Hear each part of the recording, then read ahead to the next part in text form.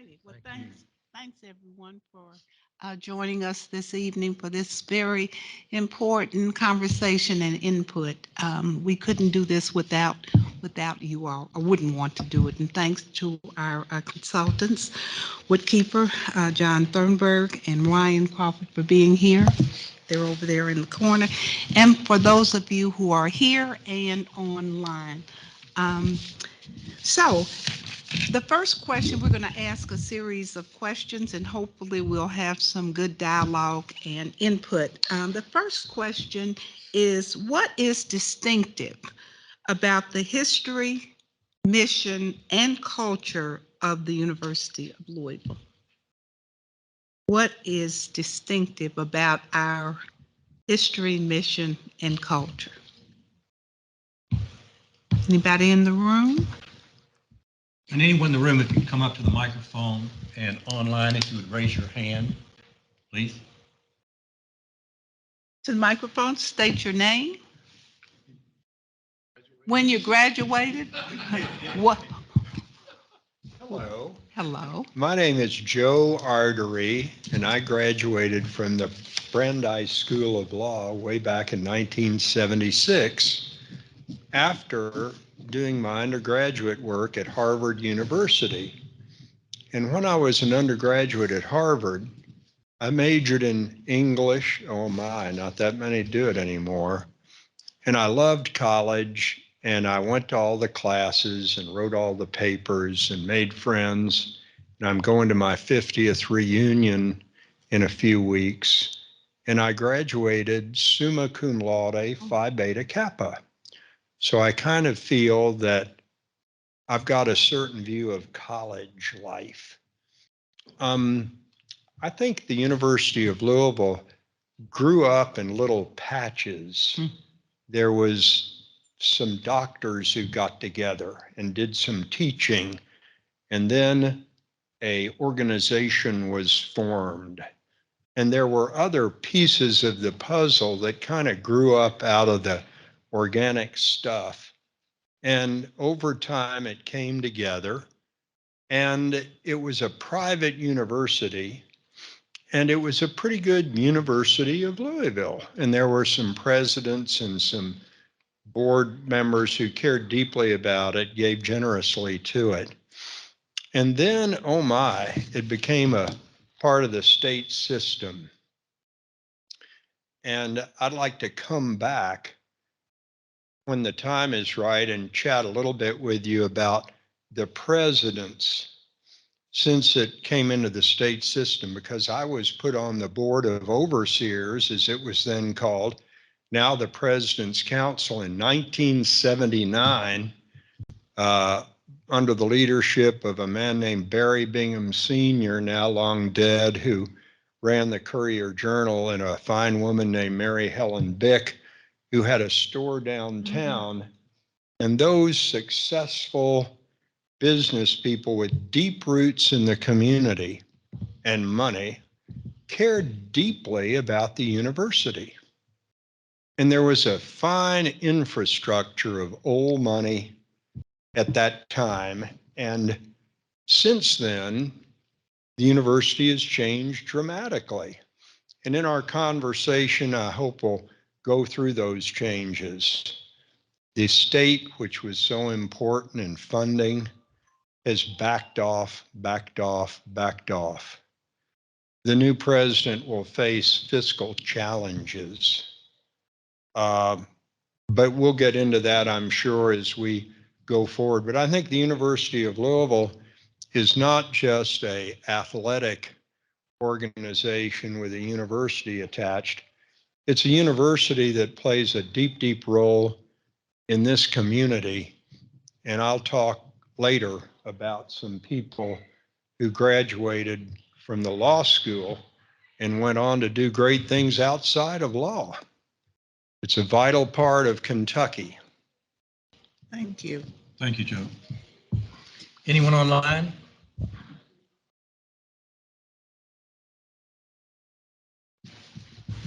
If not, we'll move forward. Question 2. What are the top 4, 5, 6 academic, strategic, operational, financial priorities that the president should be expected to focus on, especially in the first 1 to 2 years. So again, academic, strategic, operational, and financial priorities. What should be the primary focus? And I think you alluded to the budgetary, the contributions from the state, which certainly would fall, any comments you have about that would fall under this category for sure. Defer to others in the room.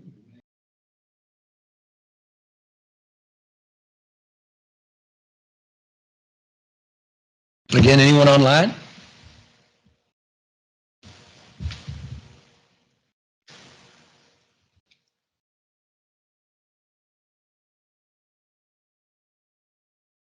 It's critically important that we hear your opinions and your input, have your input.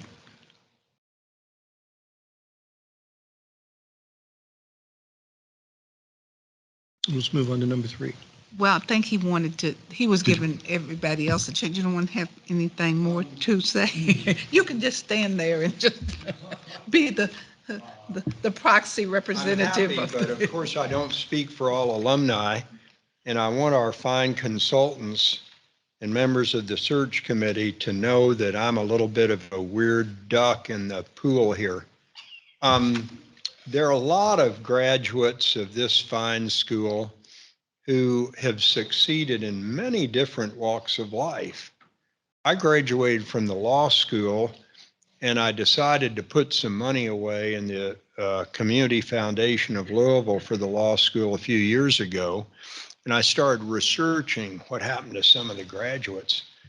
And there were people who practiced law for a couple of years and then went into banking, and others who went into property and casualty insurance, and others who went into 501c3 activities that were on the ground delivering services to people, and other 501c3s that had broader missions and would combine funding from various sources. And if you get out and look, you find peppered through all of that U of L graduates, U of L graduates, U of L graduates. I joined a law firm in 1976 called Brown, Todd and Hayburn, and I was the 25th lawyer.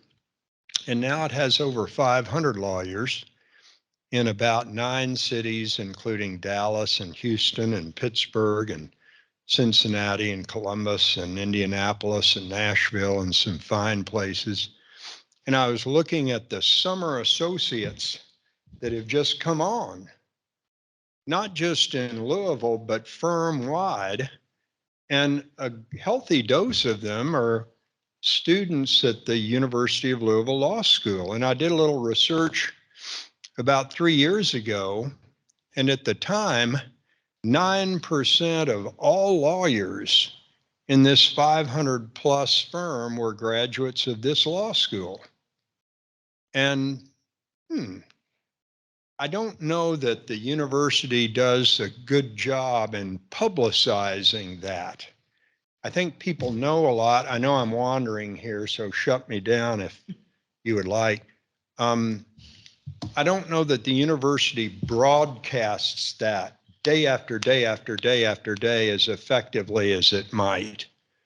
I think a new president looking at, okay, what am I going to focus on? Am I going to focus on academics? Am I going to focus on fundraising? Am I going to focus on more building, more IT infrastructure? Am I going to focus on social justice? Go down the whole list. They're all important, but I'll jump into my main theme and then sit down. I think as you look at the presidents over the years, when I got on the board of overseers, a man named James Greer Miller with sterling academic credentials, who is a recognized scholar of systems studies, which was new and grainy back in the 1970s. And then Donald C. Swain, who followed him, after whom this building is named, and then John Shoemaker. and Jim Ramsey. The one in my mind that stands out as being a great leader who touched all the buttons very well and under whom there were no kind of blow ups and crises. And oh man, Neely left a little too early, didn't she? The one who I think was the best on just about all points was Donald C. Swain. And a search committee way back then went out and found a man who was the number 2 person in the entire California system. He was the provost, not of one campus like Berkeley or UCLA, but of the entire system. He'd won awards for teaching. He'd published fairly extensively on the history of California. He had a fine wife and a family, and he gave all that up and he moved to Louisville and he committed to this university. And he would invite people from various stakeholder groups to the official residence of the president, sit around the round table there, discuss things. He really had the touch of being a college president who you could trust. And I think the core of his statement was, our most important mission is teaching young people. It's teaching young people. Everything else supports that. Well, there are exceptions. Research. Oh my, we love to increase our research revenues. Oh, there are exceptions. We have got a medical center and we've got a big group of doctors and outpatient stuff, and we got a hospital. And yeah, there are some important other things. But I think that the president ought to stand for and communicate to the community, all parts of town, rich, not rich, this group, that group. I care deeply about teaching young people and ought to be out in the community saying that. And there ought to be PR programs on television, radio, digital connections, et cetera, that say, come to the University of Louisville and you'll have great teaching and you will be prepared for your next move in life after you leave the university. Thank you. Well, you've touched on a lot of the things, even the first 2 or 3 questions. What career experiences, and you touched on academic and leadership competencies, will best equip our next president to accomplish their goals? Anybody online want to participate with us? Please.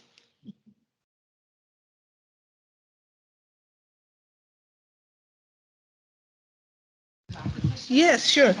State your name. Okay. I'll come over here. My name is Marianne Vetter, and I'm a 2002 alum and a 2012 alum. So celebrating my 10-year and 20-year this year. Also work in the Louisville Alumni office. So one thing that I'll say, and this is maybe more from a staff perspective, is we talked a little bit about stability in the presidency, which is going to be important. We all want that, right?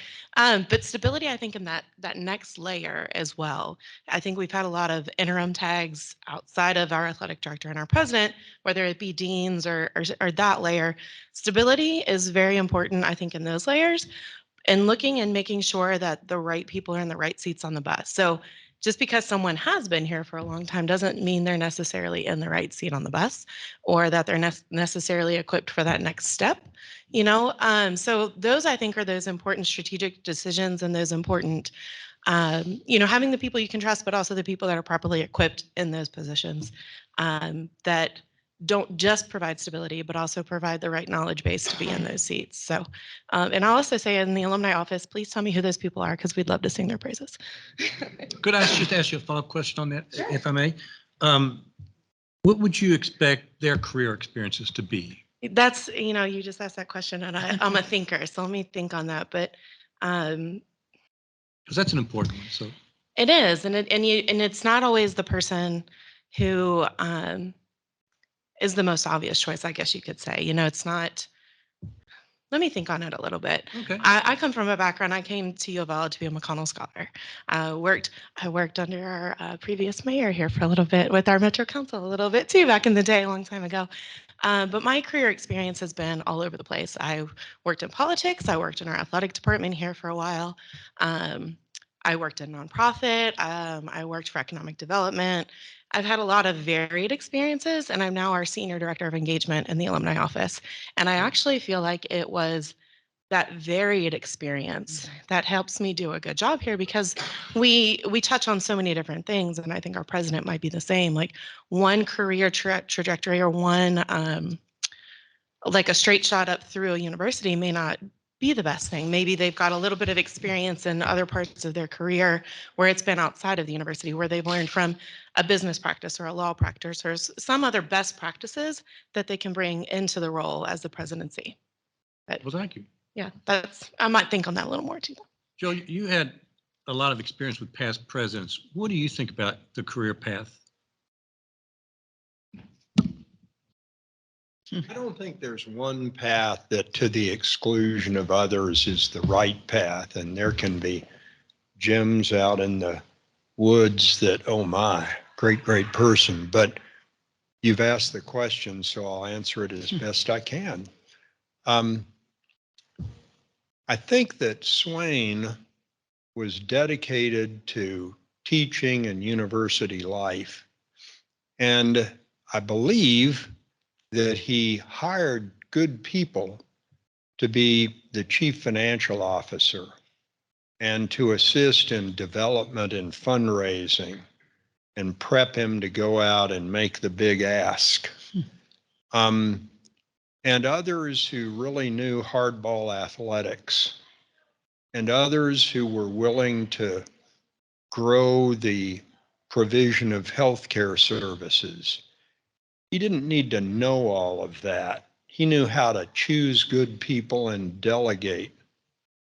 And I think the lead figure, the president, has a sort of ceremonial role as well as in the cockpit flying the plane role, making every decision. And the Swain approach of coming out of teaching and coming out of an absolutely first-rate system was one of the reasons there was relative stability, and his tenure was one of the longest the university has ever had, if not the longest. I think that his spouse, Lavinia, was an extraordinary person, and she was a great partner and committed. And I have in my mind's eye that when the interviews were done that led to the hiring of Don, Lavinia was kind of brought into the room, and there was a whole package presented there. I think that Shoemaker was a high energy guy who was pretty good at raising money from some sources, but who had some ideas about campuses in Greece and here and there that were kind of, hey, John, come on, can you tamp that down a little bit? We got some issues here to deal with. And I think that then he had some personal problems and Ms. Garrison and all of that. And then with our good Jim Ramsey, there were a lot of positive things. And he was budget director of the Commonwealth of Kentucky. He really knew his way around Frankfurt. He'd served in a major role over in North Carolina with UNC. And he had a lot of strong features. academics was not his strong suit. A lot of good things were done. The roadways, bridges, signage, a lot of good things happened out here, but then we all know, why can't anybody explain how the finances operated? And I personally asked him at a Board of Overseers meeting, Jim, can you just explain in plain English how your deferred compensation arrangement works to the board? And he looked at me and said, Joe, it's so complicated, even I don't understand it. I thought, ooh, wrong answer. So I think a feeling of integrity and a feeling of an ability to speak plain English, admit when you don't know something, find the right person to help you, and a calming influence and a feeling of strength and stability would all be major positive factors. Well, while you're standing there, Joe, I think you partially answered the next question. The next question was going to be, what interpersonal skills and personal qualities will best equip our next president to work effectively with the culture of the university inside the state? Yeah, I think listening is hard in a dynamic university setting. There are so many different dynamic forces pulling one way and another. And there are students who are angry or upset about this. There are faculty members who say, look, I've got the numbers. We're underpaid. You got to raise our salary. There are programs that are good academically, but they're not bringing in enough revenue. And you got to make the hard decision to turn them off. I went to an event down in the West End in St. Stephen Church, and Ricky Jones and 3 other Black academicians from other schools were there. And I heard a lot of anger.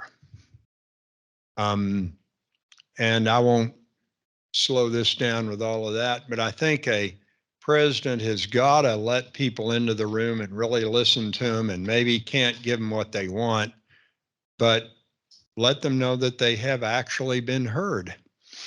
And I think some presidents find it hard to do that. They have so many tasks they have to perform, but they've got to perform to the best of their ability a core diplomatic mission of holding the thing together. Thank you very much. Again, we'll ask anybody online want to step in and answer that? You know, I think that all of us in this room appreciate and love the city of Louisville. And so what are some of the selling points that will compel the most attractive candidates to explore this opportunity? Why should one want to come to U of L Yeah. and be the president? Leave whatever they're doing, be it a great career path or not.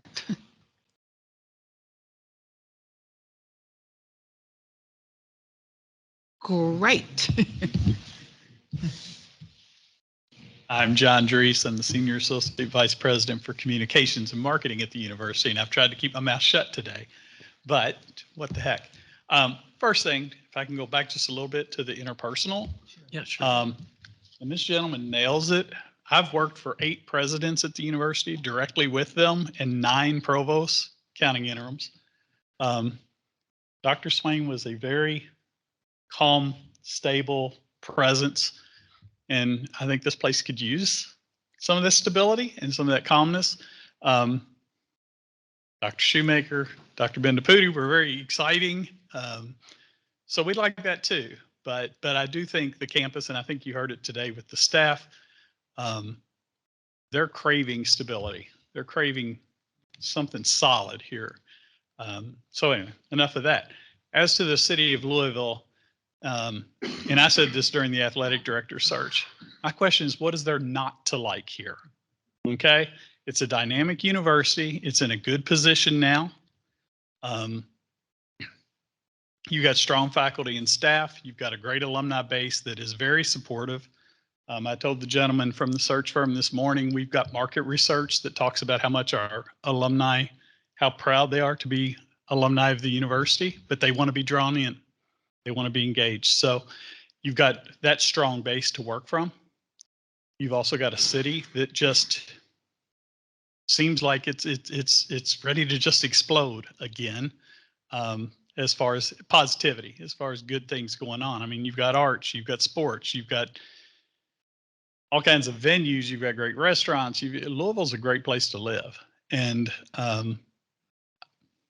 I just think there's so much to sell in this community. But I think as far as more specific to the university, I really think, and I know it's cliche, but it's the people.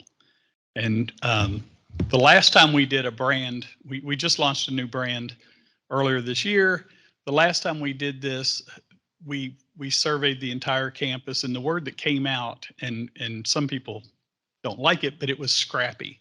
This university is scrappy. They despite all the obstacles that are thrown up in front of them, this university gets things done.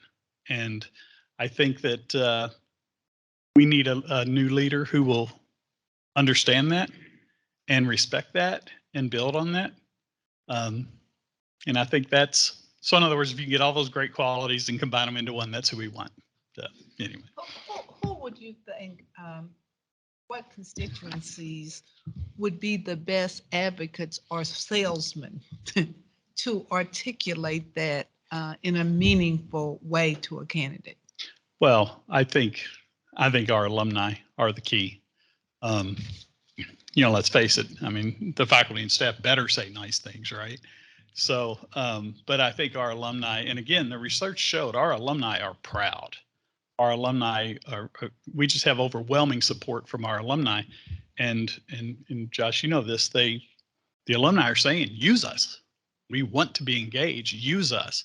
So I think between the alumni and frankly, President's Council, thank you for saying that, because I just thought about tying you guys into that, because those are the business leaders in town.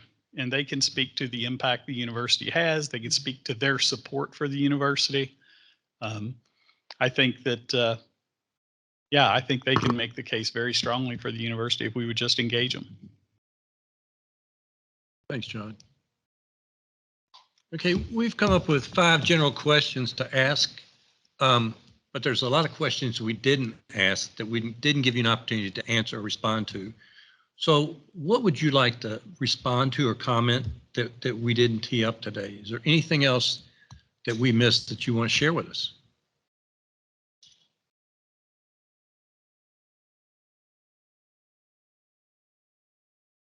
Bring them up here, John. I don't want that Lance's nobody. Well, then you have a lot to say, probably. Yeah, over don't that make us 35. call on people. I didn't like that in school.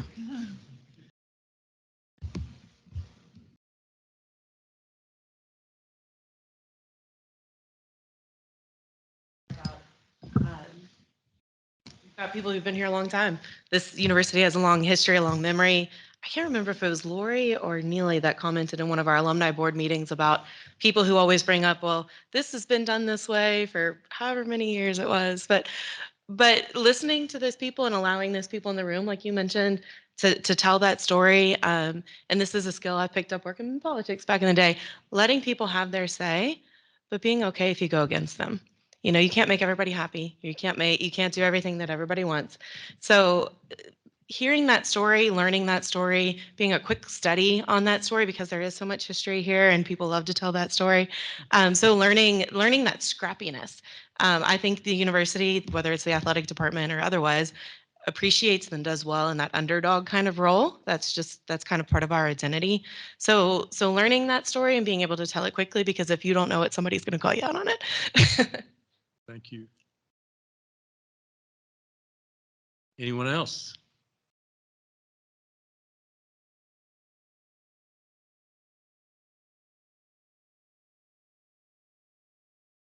Previous athletic director here used to talk about us being little brother. to the school down the road. But he also said, yeah, we're little brother, but little brother's now 6'4" and 250 pounds. I think that's our identity. I mean, that is what this university is. We know we're always going to fight for the scraps when it comes to Frankfurt, right? We're never going to be 50-50 with UK. We just know we're not in the eyes of the legislature. But we prove ourselves over and over and over. And we serve a very important purpose in the state. And Shannon Rickett, who was in the session early this morning, our legislative, our AVP for Government Relations, will tell you that in Frankfurt, they acknowledge that they're, they may be dyed-in-the-wool blue bloods, right? But they acknowledge the importance of the university. And so we need to just play that up. We need to push that. We need to continue, and we need somebody who's got that drive to move us forward. Thanks, John.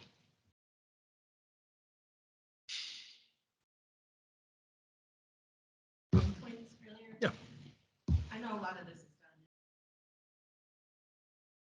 done. I know a lot of this is done virtually these days, but getting somebody on this campus, I think, makes a difference. This campus is beautiful, and people don't expect it to look the way that it does or feel the way that it feels once you get on the campus. So getting that right 2 or 3 people on campus, I think, could be a big selling point just to see it. And maybe talk to some of our alums, and if we can help with that, getting some people to help sell, we can help with that too. Right, Josh? You're right. Campus looks a lot Oh, different it than when I does. went here. Oh, Well, yes.